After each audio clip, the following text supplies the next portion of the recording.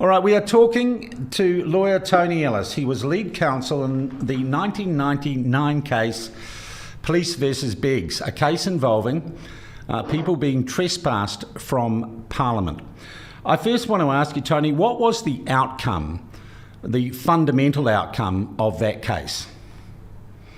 Well, the police had arrested 75, I think that's 72, I'm just going to remember this. No, the police had arrested 300 people for peacefully protesting in Parliament grounds, and then we challenged the criminal cases in the district court by using about 15 people as a test case, and we won that.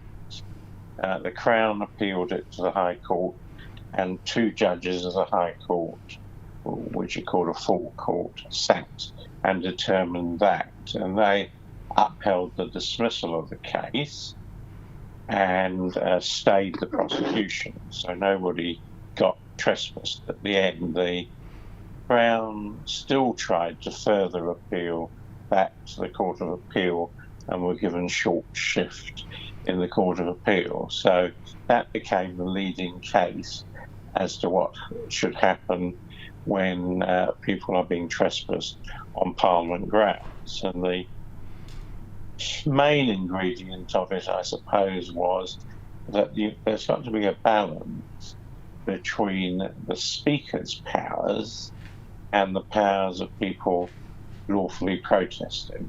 And when the Speaker is going to trespass somebody, if that's what he proposes to do, he's got to balance the rights of his against those people who are protesting. And if he doesn't, the trespass is unlawful.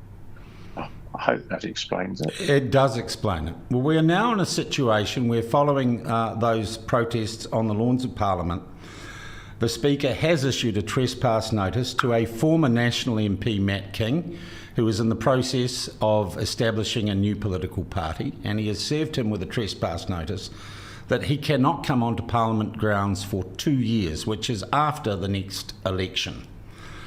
From a layman's point of view, while Matt King might hold views, some indeed which I don't agree with, on things like COVID and vaccination, I wouldn't see him as a ringleader of the protests that occurred at Parliament in February of this year, nor someone who represents an imminent threat of lawless or illegal behaviour on the grounds of Parliament. Given that, and I'm not asking to be held to this, prima facie, I guess, what is your view of the legality or enforceability of the trespass notice that has been issued to Matt King? Well, I'm assuming it's a standard trespass notice.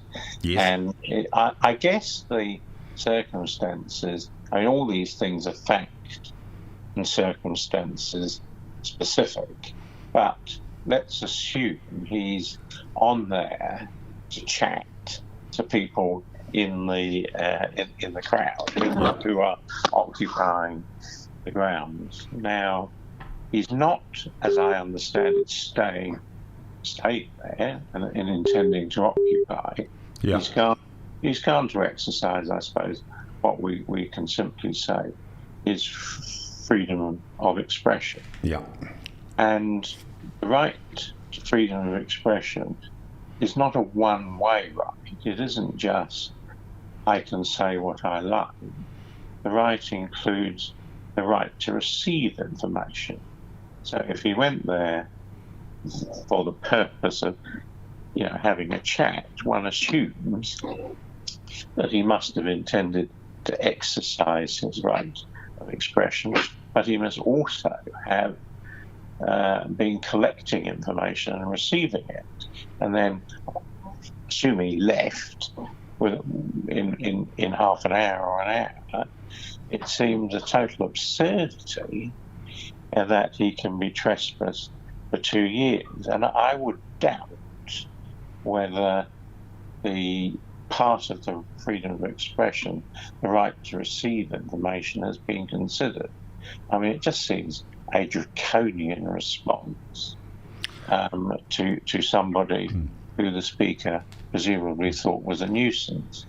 And I gather, for example, I have heard that Stephen Franks, ex-MP, may be the next one. Yeah, and we understand Winston Peters was there, and a number of other national figures and national political figures. Yeah, Nat King seems to me, he might be a pain in the arse, but so what?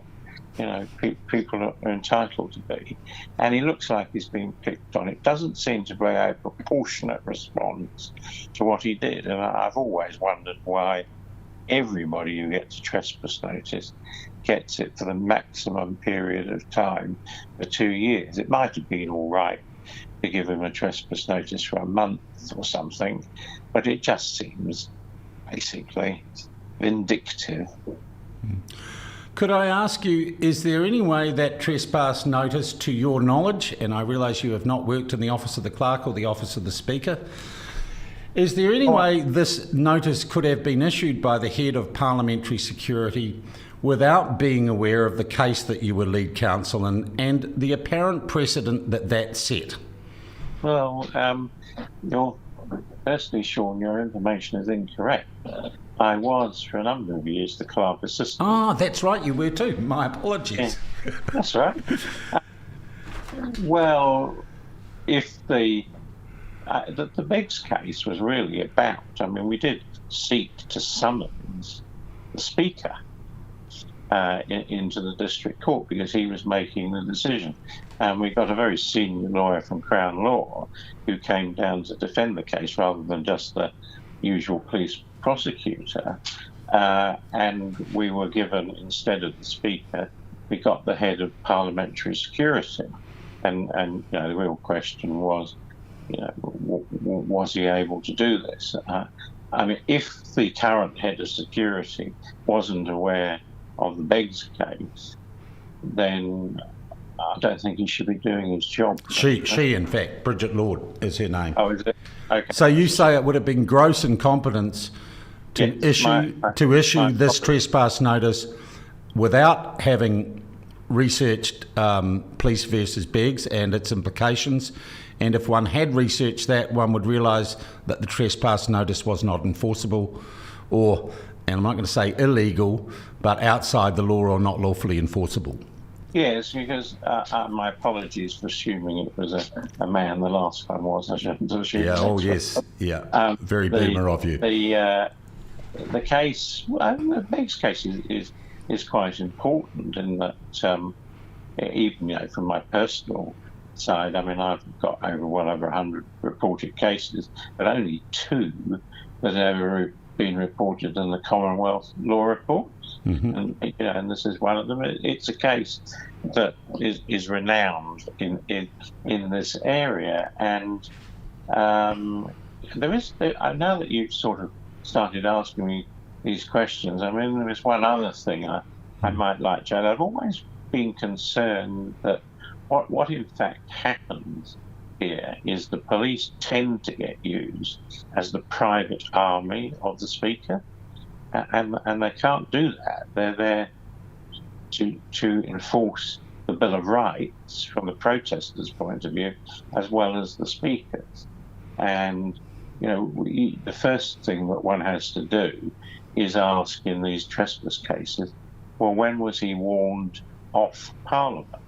So when he went on there, he wasn't specifically. Physical signs, and at some stages, you know, the loudspeakers were blaring stuff, whether you could actually hear it and whether it's directed at you. I mean, that's the first thing they have to establish.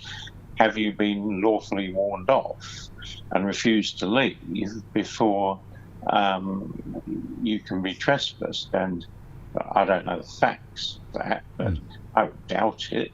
I mean, I would have expected, you know, when you're going to start to pick on ex-politicians, or I suppose he's now the leader of the Democratic Party, I think. Well, the party actually isn't registered yet. It is embryonic, I think would be fair to say. Right, whatever it is, he's a politician.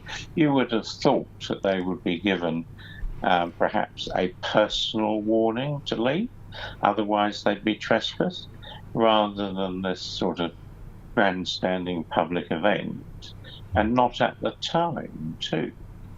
You know, it does seem a disproportionate use of rights and an overreaction. And perhaps not legally enforceable at all. Well, it's all these type of decisions are legally enforceable until some court sets them aside. So it may be enforceable, but equally it could be challenged by MACT and set aside. The court agreed. Yeah. Tony, I thank you so much for talking to us and giving us, well, you've probably got more, and when I think about people with perspective on this particular issue, you're the perfect person to talk to. I thank you very much indeed for your time. No problem, Sean. Anytime. Thanks. Cheers.